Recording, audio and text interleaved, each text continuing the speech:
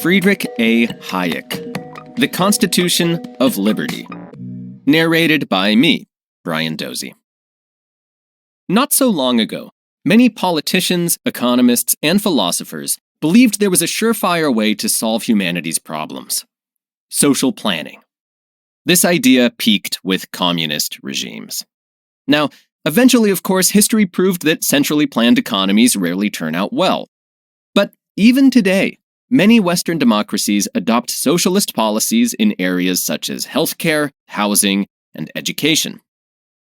However, not everyone agrees with this approach. In the 20th century, liberal economist Friedrich A. Hayek became one of socialism's most important critics. He believed this philosophy presented an existential threat to the very idea of a free society. In these blinks, we'll explore Hayek's arguments for classical liberalism, which is guided by the values of individual liberty, limited government, and the rule of law.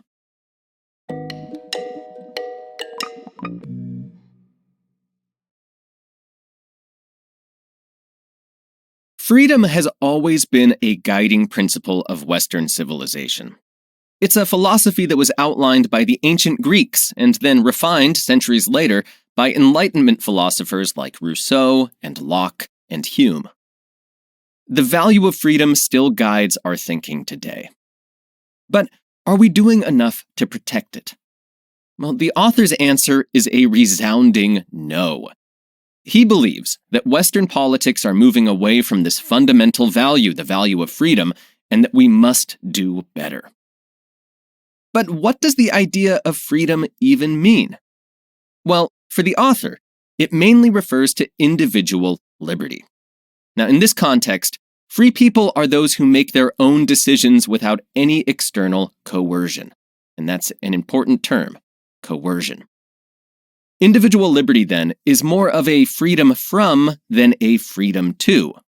In other words, nobody can tell us which of life's many paths to choose. But this doesn't mean that we can follow any path that we like. Our choices will always remain limited.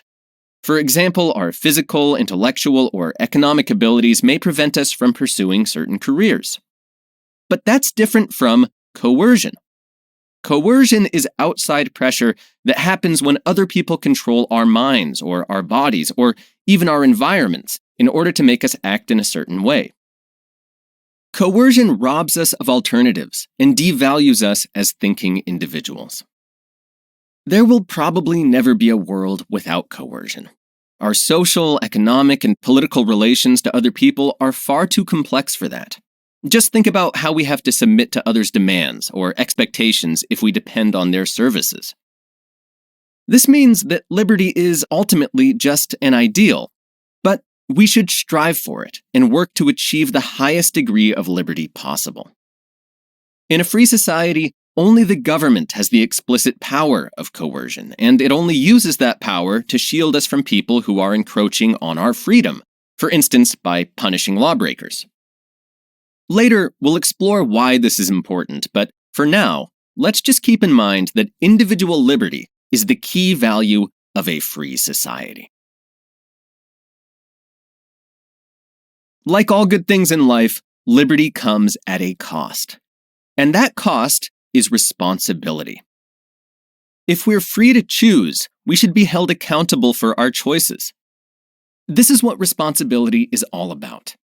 It reminds people that their actions have consequences. But there's a flip side to the idea of responsibility. It makes some of us afraid of liberty. And that's why many people choose a 9-to-5 job over the risk of building their own business. They give up some of their freedom in exchange for greater security. Societies as a whole fall into this trap too. They choose policies that place social and economic security over individual liberty. Now, these policies are essentially socialist, and in the 1950s, the author felt that they were undermining the very idea of liberty. His answer was to redefine classical liberalism, a political philosophy that sought to maximize freedom. To better understand classical liberalism, we need to look at how it fits in with other core values of Western society, such as equality and democracy. So, let's start with equality. A key concept of liberalism is freedom before the law. The idea that all people should be treated the same despite their differences. But in a free society, some people will always fare better than others. For instance, people's income is determined by the economic value they create, and this value isn't necessarily connected to merit or effort. For instance, a savvy inventor isn't necessarily smarter or harder working than a college professor. But if that invention proves extremely useful, their earnings may be many times greater. Now, you can level out this economic inequality, which is what socialism does. But in classical liberalism, this is an unacceptable restriction of freedom. So, liberalism is tied to the concept of legal equality, but not to the concept of economic equality. So, what about democracy? Well, the link here is also quite tenuous. Democracy is merely a process. It describes how we choose our governments. Democratically elected governments can, and sometimes do, become totalitarian. And what's more, a totalitarian regime can easily espouse liberal values. And even in democratic regimes, people routinely vote to give up parts of their freedom. Despite these limitations, democracy is probably the political system that's most conducive to individual liberty. But for a democracy to function, it must be guided by certain values, and these need to be shared by the society as a whole. Where do you find these values? Well, the idea of liberty is a great contender, as we'll learn in the following blinks. Why should societies as a whole care about the liberties of individuals? To answer this question, we need to consider the links between free people and free nations. There are two schools of thought here. The French tradition goes back to Enlightenment thinkers like Jean-Jacques Rousseau. He argued that it should be possible to construct a free society from scratch. We could use reason to design perfect institutions. His idea of liberty operates at the state level. A strong government can and should make wise decisions. So that's the French tradition. The British tradition is different. The British thinkers in the 16th and 17th centuries, like John Locke and David Hume, thought that societies evolved organically through trial and error. The British idea of liberty operates on an individual level. It gives people the freedom to figure things out. So which approach is best? Well, a look back at history suggests that the British ideal of individual liberty is probably more conducive to progress. Societies are built on a foundation of shared knowledge. But the accumulation of this knowledge doesn't necessarily happen consciously. It's not like we regularly write down everything we know about our societies. And explicit ideas, which can be recorded, are only part of the picture. Our values, habits, and customs also matter, but writing them down is all but impossible. You can't plan the advancement of this knowledge. It's less like factory production and more like evolution.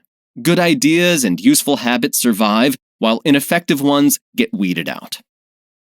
This evolutionary process can't happen without individual freedom. If we tried to consciously design it, as the French thinkers suggested, we could only ever replicate what we already know. We'd never get anywhere new.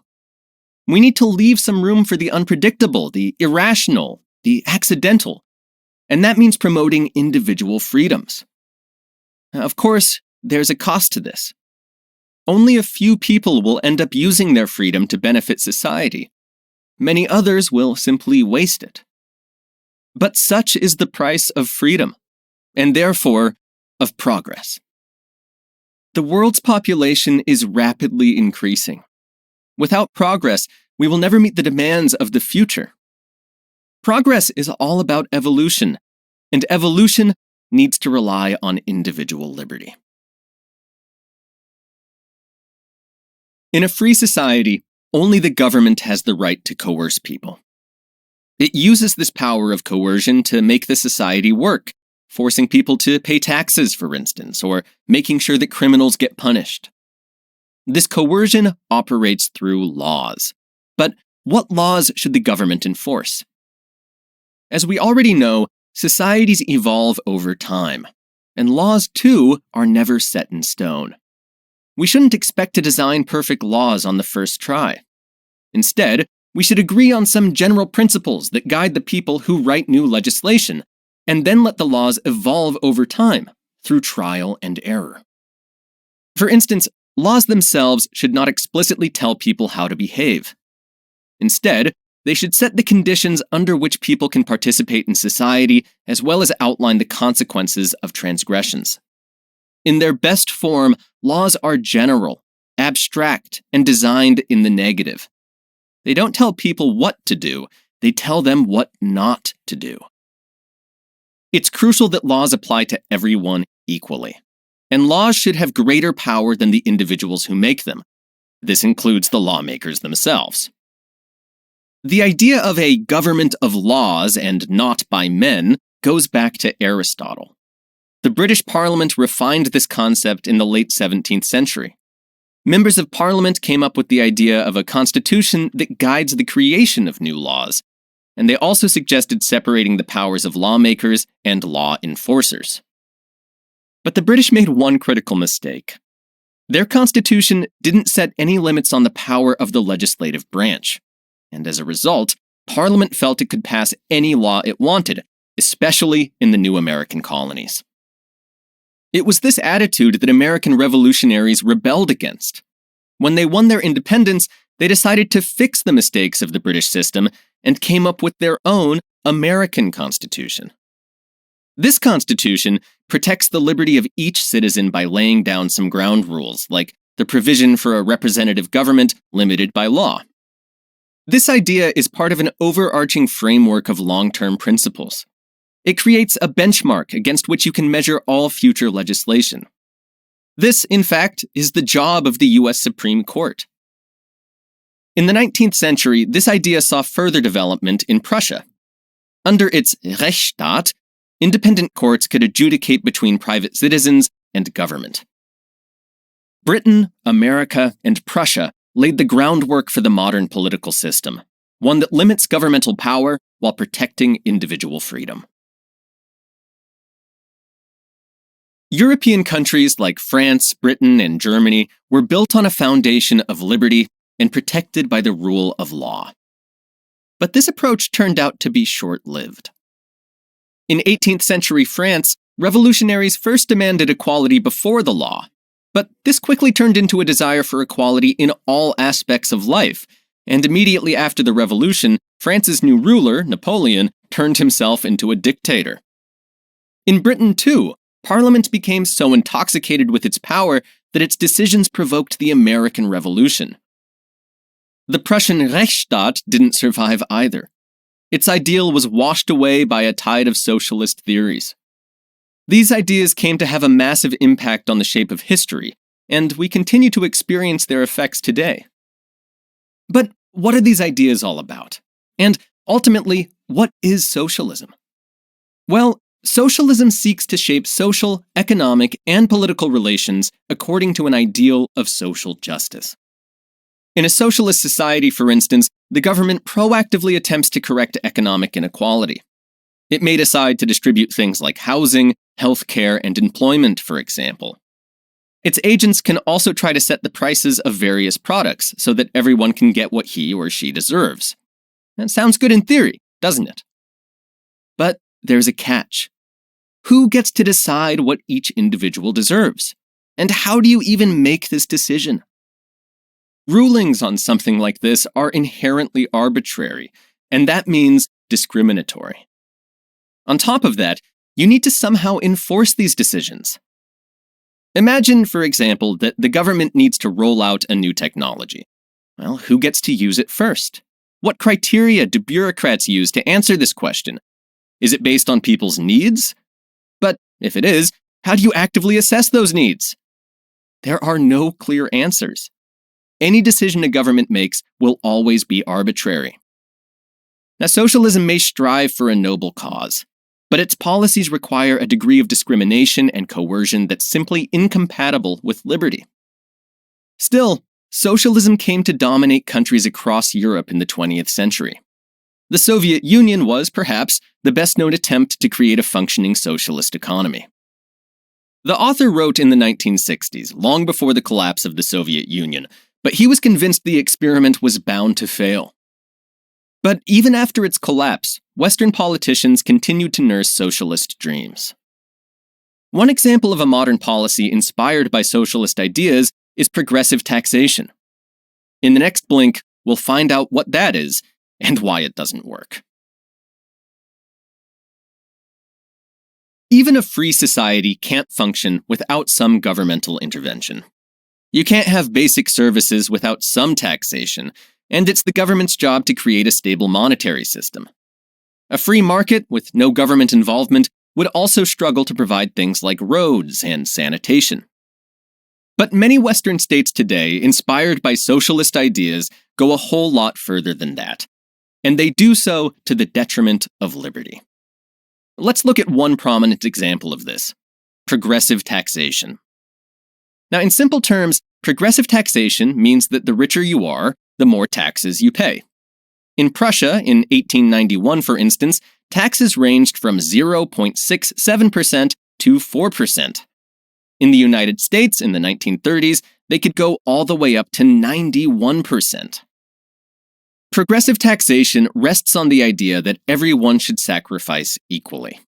A small tax rate hurts a poor person more than a higher tax rate hurts a wealthy person, or so the logic goes. But there's a problem. This idea, like many socialist causes, rests on a rather arbitrary evaluation of sacrifice. And this isn't the only reason progressive taxation is bad. It also ruins the concept of equal pay for equal work. Imagine two barbers. One is lazy and only does the bare minimum. Another toils for many more hours and dedicates herself to her work. But if you impose progressive taxation, the industrious barber will end up no richer than her lazy colleague. Why? Because all her extra income has done is move her into a higher tax bracket. And if that's the case, well, then why work hard in the first place?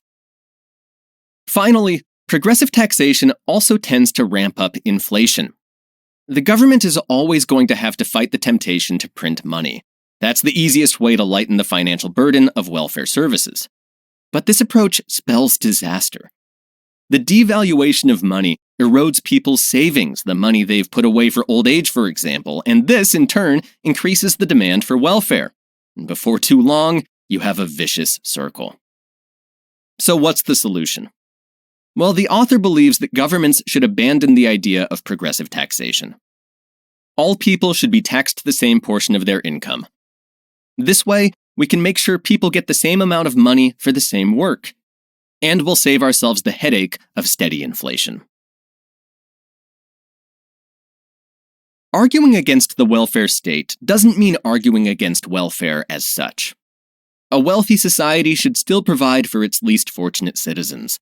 And there's also a good argument for the idea that people should be required to pay into insurance for sickness and old age. German politicians pioneered the concept of social insurance in the 1880s. But by the time it reached the US in 1935, the Social Security scheme had become completely detached from the idea of insurance. The Social Security scheme, has morphed into a system that guarantees a high level of Social Security even for people who've made no provision for themselves whatsoever. Their benefits are, essentially, funded by each and every worker. In other words, income is redistributed from those who contribute to society to those who don't. Now, the basic flaw of socialist-style welfare policies is that they guarantee people a level of security and comfort regardless of effort. And once a government has rolled out these welfare measures, it's not long before it begins to monopolize all health and retirement services. But this would be disastrous, for two reasons. We're already familiar with one of them: the arbitrary nature of decision-making. Who will decide what sort of medical care people deserve, and how will they decide that? The other disadvantage is that governments are, invariably, too slow. If bureaucrats are the ones making all the decisions, technological progress will eventually grind to a halt. In a free market, it's competition that breeds innovation. So, while health insurance and maybe even retirement support should be compulsory, the government should not be the one providing them. Instead, there should be free market competition, in which consumers make their own decisions about which product suits them best. Just take Germany in the 1960s. At that time, around 20% of the total national income was going into the vast bureaucratic system of the Social Security program. Don't you think most people would have preferred to have the extra 20% of their income to themselves to save up as they saw fit? Okay, let's recap. In a wealthy society, the government can and perhaps even should make provisions for Social Security, but it shouldn't try to guarantee a uniform standard of life or equal access to specific services. This just opens the floodgates for arbitrary discrimination and unfounded coercion. The modern welfare state has a tendency to meddle in lots of things that would be best regulated by free markets. We already know how this harms healthcare and retirement support, but governments unnecessarily intervene in plenty of other areas too. These include housing, education, and union rights. Let's start with the unions. In 1960s America, labor unions were very powerful. Some of them actually forced workers into membership. Activists intimidated colleagues at picket lines or threatened to keep non-unionized staff out of employment. This is clearly coercion. But the government tolerated it and even created pro-union legislation. In the long term, this has actually harmed workers. The labor unions' bid for higher salaries just depressed wages for non-members. This led to income inequality and, ultimately, higher inflation. Another area where government interference brings about unwelcome results is housing. Let's look at one of the tools wielded by officials: rent control. So, rent control is supposed to help people who struggle to pay inflated housing prices, but its actual effects are far from what's intended. As rents decline, landlords lose interest in maintaining their buildings. Properties, or even entire neighborhoods, become devalued. Extended city planning has similar effects. As soon as an authority gets to decide who lives where and at what cost, competition and innovation grind to a halt. Governments will always be ineffective at regulating housing prices. Free markets can do a much better job. Last, let's look at education. There's no doubt that all of society benefits if its children are well educated. Education can instill common values that hold us all together. But because education is so powerful, it's unwise to place it solely in the hands of the government. Here, too, competition between private and public institutions can create a favorable atmosphere in which freedom will flourish. Everyone's life will always start off differently. Talents, environment, and wealth will inevitably give some people an advantage. The government's job should be to make sure everyone has access to some form of education, not to guarantee an equal start for everyone. Because, as we've already learned, trying to correct these inequalities only leads to policy chaos, which ends up harming individual liberty.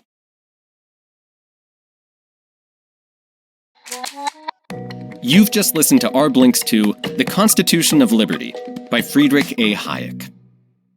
The key message is that the political philosophy of classical liberalism centers around the value of individual liberty. Government interference in the economy, housing, healthcare, taxation, and education critically threatens this liberty. And this government interference isn't just the hallmark of socialist regimes. Even Western democracies have adopted these socialist tactics. That's why governments should always be limited by the rule of law. A government's job should be to protect the people's private sphere and to shield them from external coercion.